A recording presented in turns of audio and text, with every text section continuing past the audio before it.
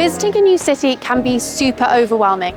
Luckily for you, we're here to take all the mystery out of London. Here is everything you need to know before visiting London in 2025. Oh, by the way, I'm Phoebe, and I spent my early childhood in London, and I've been back here for about 6 years as an adult, so I'm a real London local. And you're going to want to know this first thing, otherwise you're going to be exhausted. Okay, let's go. London is absolutely huge. It's really an entire region pretending to be a city. And as a tourist, you're likely to stay in the center of the city, which is this part right here. And London's not very walkable. We do walk a lot, but we also rely heavily on our amazing public transport system. More about that later. Like most major cities, London has a big old river running straight through the middle. This is the Thames, and it's pronounced Thames, not Thames. You'll find that London is very flat in the center, and it just gets a bit hilly to the north and south if you want to venture a bit further out. Venture. I'll do the whole thing again. Now you can basically divide London up into 5 main areas.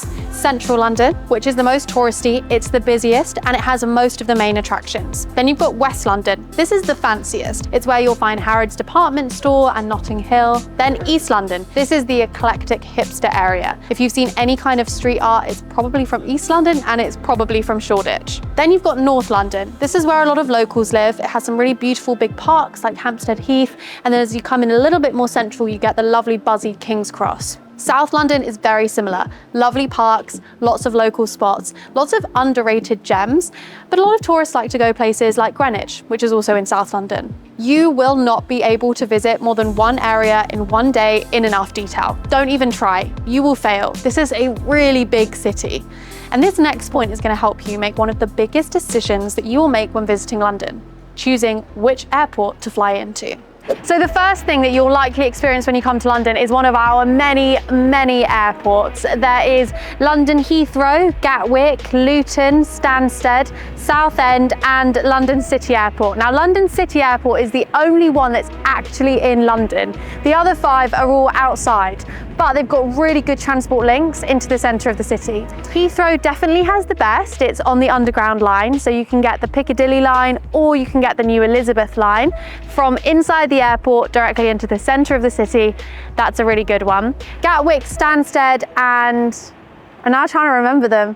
Gatwick and Stansted and Gatwick, Southend and Stansted all have links also from the airport into the centre of the city via train. Luton's the only one that's a little bit tricky because you get a shuttle bus from the station and then you get a train into the centre. We've got videos on how to get from the major airports, which are Gatwick and Heathrow, into the centre of London, so make sure that you check those out after you've watched this video. Now, this next top tip is something that we probably get the most questions about.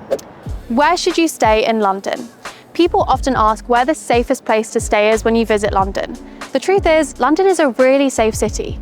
So of course you can stay in the mega touristy central places if you want to, but it's not necessary. Instead, I'm going to give you a kind of annoying answer, which is that where you stay is totally dependent on the kind of trip that you want to have. You can watch one of our other videos after this one about our favourite places to stay when in London. But as a general rule, if you stay somewhere like Westminster, Covent Garden, Soho, you're going to be very central, you're going to be close to all the main attractions.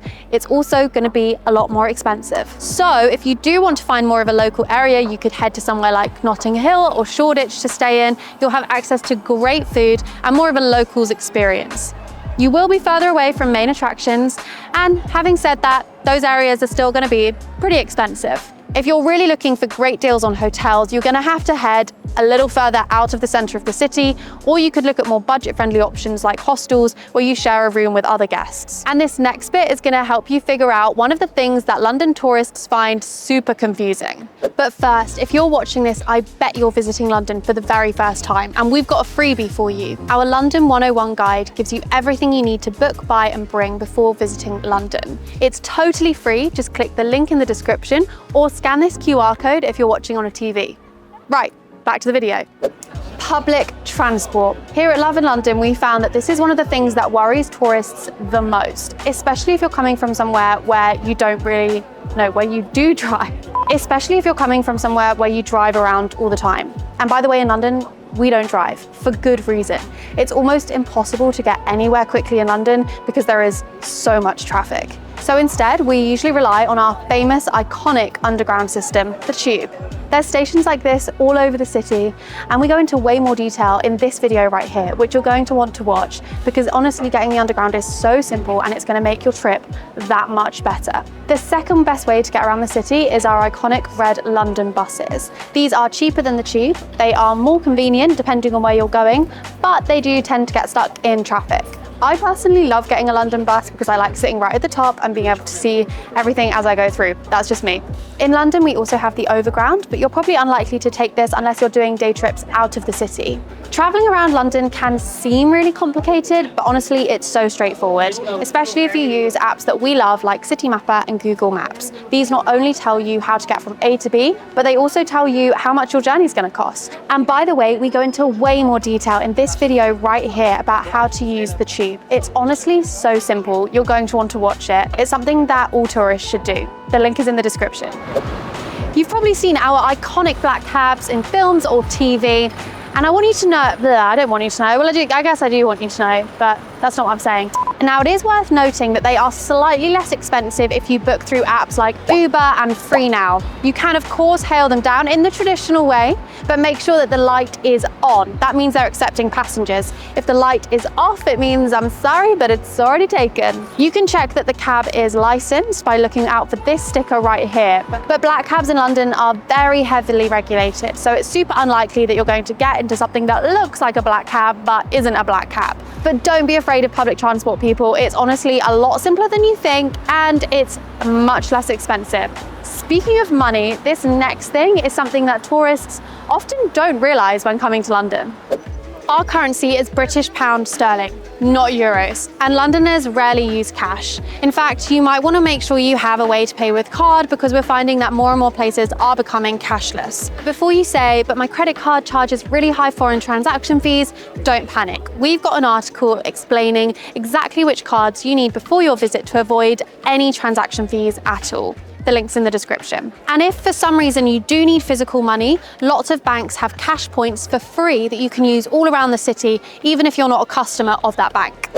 Okay, so London gets kind of a bad rep when it comes to weather, and maybe that's fair. Although, on a day like today, you could hardly believe it. My fingers are so cold.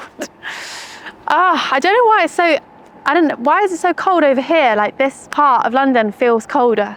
It's autumn in London. It's a little bit damp, it's a little bit cold. Okay. It does rain about 29% of the year, which is around 109 days, but it's actually a lot drier than the rest of the UK, and it's more comparable to places like Paris or Seattle.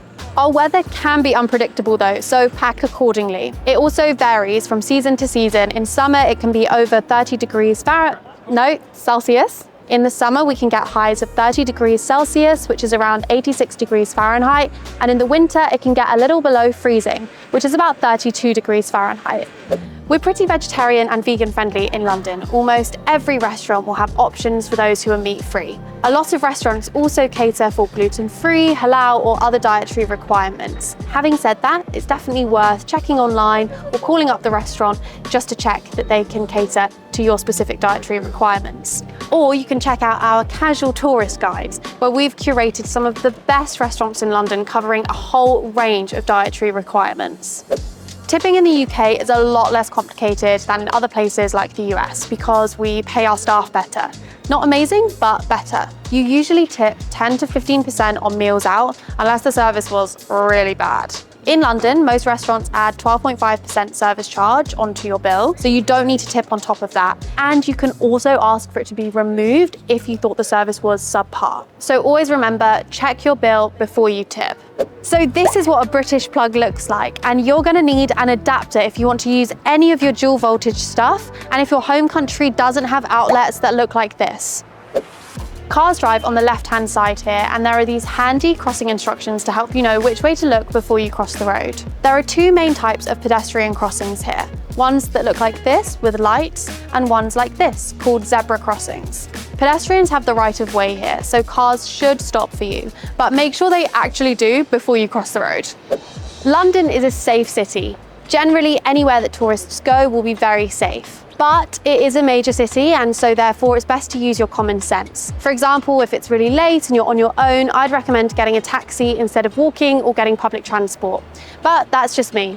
And speaking of nights out in London, finally some good news for all you Americans. The drinking age is 18 here and 16 if you're with a guardian and eating a meal, so enjoy that one. And now you're ready to visit London, so enjoy it. And to find out how to use London's iconic tube system, just watch this video right here.